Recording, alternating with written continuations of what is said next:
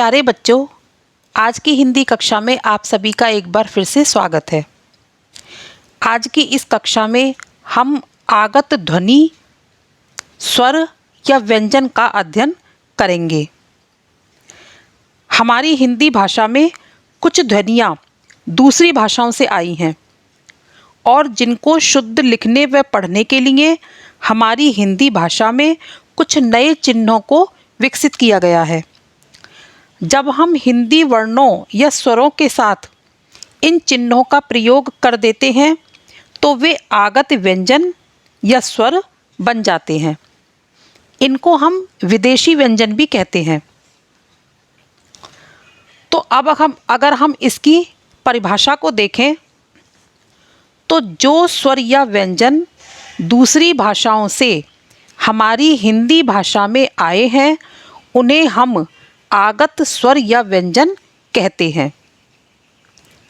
अच्छा, एक बात और, इन्हें हम नवनिर्मित ध्वनि, नवनिर्मित स्वर या नवनिर्मित व्यंजन भी कह सकते हैं, क्योंकि जब हम इनका प्रयोग करते हैं तो हिंदी भाषा में हम इनका कुछ विकास करके, इनमें कुछ फेरबदल करके इनको हम यूज़ करते हैं, इसीलिए हम इनको नवनिर्मित ध्वनि भी कह सकते हैं। अब सबसे पहले हम अध्ययन करेंगे आगत स्वर का। आगत स्वर है हमारा औ। अब देखिए इसको हमने कैसे विकसित किया है। यह आ तथा ओ के बीच की ध्वनि है। यह ध्वनि अंग्रेजी भाषा से हमारी हिंदी भाषा में आई है। इसे हमने अंग्रेजी भाषा के शब्दों को पढ़ने के लिए हिंदी में ही विकसित किया है और जिसको हम औ बोलते हैं। आ और ओ के बीच की ध्वनि को हम क्या बोलते हैं? औ। और इसे हमने स्वर में शामिल किया है। जिस तरह से आ तथा ओ हमारे स्वर होते हैं, इसी तरह से इस ध्वनि को भी हमने स्वर में शामिल किया है। अब हम देखेंगे कि इसको लिखने व पढ़ने के लिए हमने कौन से चिन्ह को प्रयोग किया है। तो इसके चिन्ह को हम अर्धचंद्र कहते हैं, यानी कि जब हम इसका प्रयोग करते हैं तो हम एक चिन्ह अर्धचंद्राकार का प्रयोग करते हैं। अर्धचंद्राकार यानी कि आधा चंद्रमा।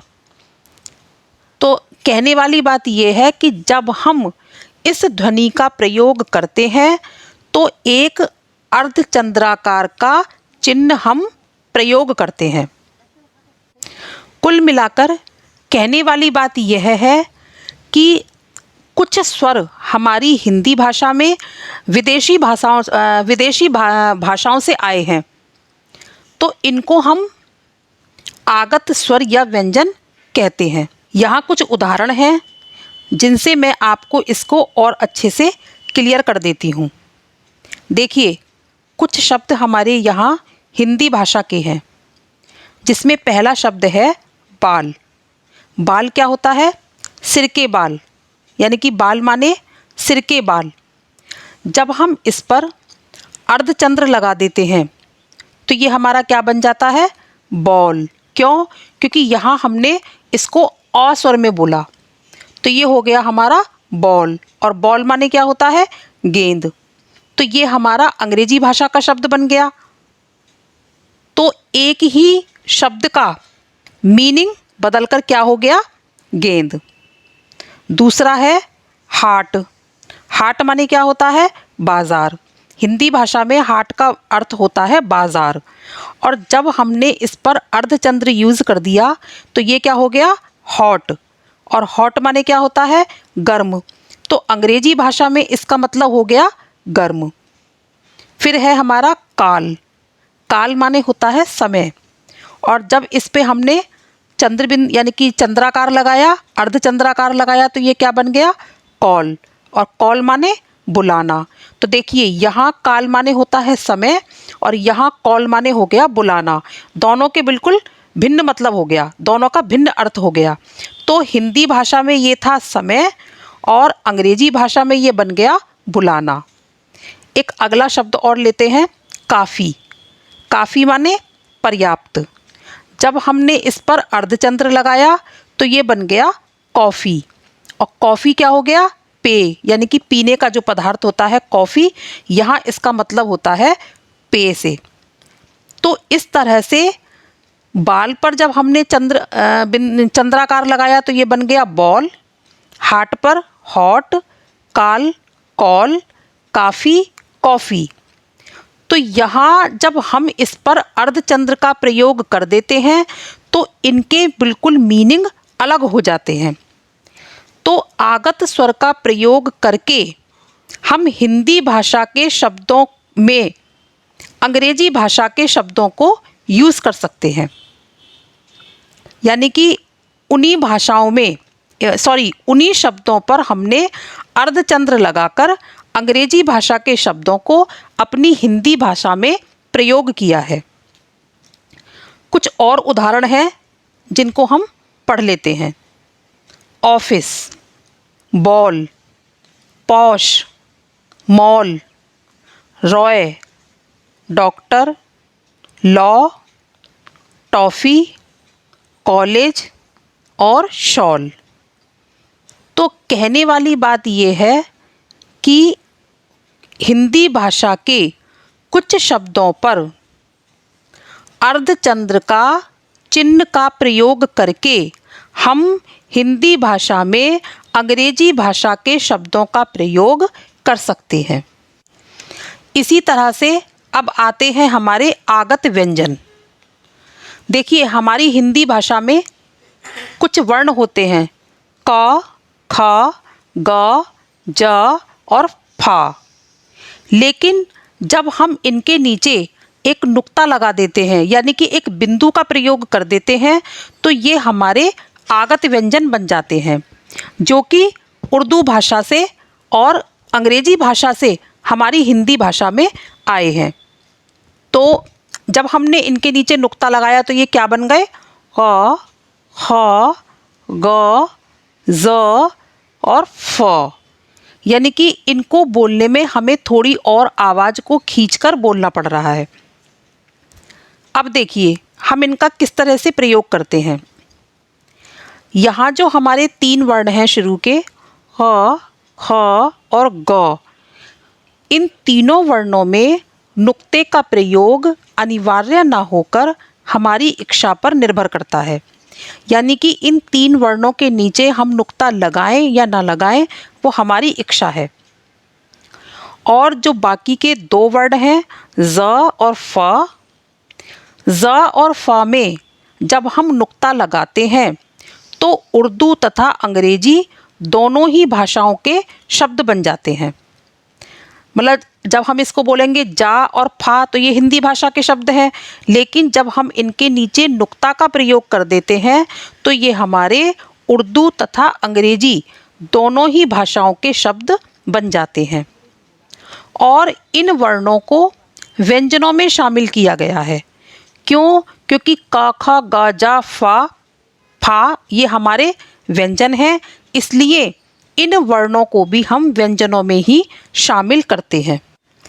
इसको भी हम उदाहरण से और अधिक स्पष्ट रूप से समझ लेते हैं।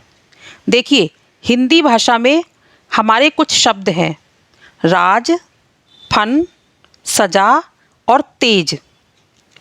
जब हमने इन शब्दों के नीचे नुक्ता का प्रयोग किया तो इनका अर्थ भिन्न बन गया, और भिन्न अर्थ होने के कारण ही यह अंग्रेजी व उर्दू भाषा के शब्दों की जगह प्रयोग किए गए हैं। देखिए, पहला शब्द है राज। राज माने होता है हिंदी भाषा में शासन। राज का हिंदी भाषा में क्या अर्थ होता है? शासन। और जब हमने इसके नीचे एक नुक्ता लगा दिया, जाके नीचे हमने नुक्ता का प्रयोग कर दिया, तो ये हमारा बन गया राज। और राज माने क्या होता है? रहस्य। तो अब देखिए, राज शब्द का दोनों ही जगह मीनिंग बिल्कुल बदल गया। इसी तरीके से हमारा दूसरा शब्द है फन। फन माने होता है हिंदी में सांप का उठा मुंह, यानी कि जो सांप का मुंह होता है उसको हम बोलते हैं हिंदी भाषा में फन। और जब हमने फा के नीचे नुक्ता लगाया तो ये बन गया फन, और फन का मतलब हुआ हुनर। तो इस तरह से फन के नीचे हमने नुक्ता प्रयोग किया तो इसका मीनिंग हो गया हुनर। फिर आता है सजा। सजा माने सजाया हुआ या सजाना, सजा हुआ। अब जब हमने जा के नीचे नुक्ता लगाया तो ये बन गया सजा। सजा माने क्या हो गया? दंड। तेज। तेज माने होता है प्रकाश। हिंदी में अगर हम इसका अर्थ देखें तो तेज माने होता है प्रकाश, लेकिन जब हमने जा के नीचे नुक्ता का प्रयोग किया तो ये हमारा हो गया तेज, और तेज माने होता है तीव्र या फुर्तीला। तो इस तरह से इसका अर्थ भी यहाँ बदलकर तीव्र हो जाने के कारण यह शब्द भी हमारा अंग्रेजी या उर्दू भाषा का शब्द बन गया। तो राज से बना राज, फन से बना फन, सजा से बना सजा, तेज से बना तेज। तो कहने वाली बात यह है कि व्यंजन के नीचे यदि हम नुक्ता का प्रयोग कर देते हैं तो वह शब्द हमारे अंग्रेजी व उर्दू भाषा की जगह यूज़ किए जा सकते हैं। अब हम कुछ और उदाहरण देख लेते हैं। जा और फा वाले उर्दू शब्द कौन कौन से हैं देखिए। कर्ज, ताज़ा, जिंदगी, ज़मानत, ज़िल्लत, ये तो हमारे हो गए जा के कुछ शब्द। अब आते हैं फा के। फरियाद, फतवा, फन, काफिला, फसाद आदि। अब आप देखिए एक ही नुक्ता लगा देने से इनकी जो बोलने की हमारी ध्वनि है उसमें कितना फ़र्क आ गया। वैसे हम इसको बोलते काफिला, और अब हमने नुक्ता लगा देने से हमने इसको क्या बोला? काफिला। इसी तरीके से जा और फा वाले कुछ अंग्रेजी शब्दों को भी हम देख लेते हैं। Rose, is, zero, news, prize, size. जा के उदाहरण हमने अभी पढ़े। अब आते हैं हमारे फा के उदाहरण। कफ, फेल, फाइट, फाइन, फादर आदि। तो ये हमारे फा के उदाहरण हैं।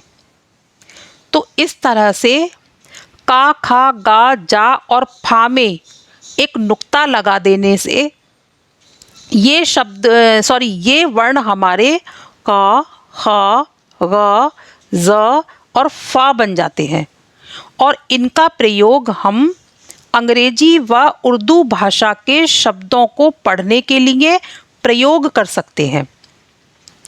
तो इस तरह से हिंदी भाषा के स्वर और व्यंजन के कुछ शब्दों में फेरबदल करके हम अंग्रेजी व उर्दू के शब्द बनाने के लिए इनका प्रयोग कर सकते हैं। तो आज की इस कक्षा में हमने आगत स्वर और व्यंजनों का अभ्यास किया। अगली कक्षा में एक नए सब्जेक्ट के साथ फिर मिलते हैं। तब तक के लिए टेक केयर, बाय बाय। और हाँ, आप मेरी वीडियो को लाइक करें और शेयर करें, और अगर मेरी वीडियो आपको पसंद आती है तो मेरे चैनल को सब्सक्राइब करें, बेल आइकन भी दबाएं। Take care, bye bye.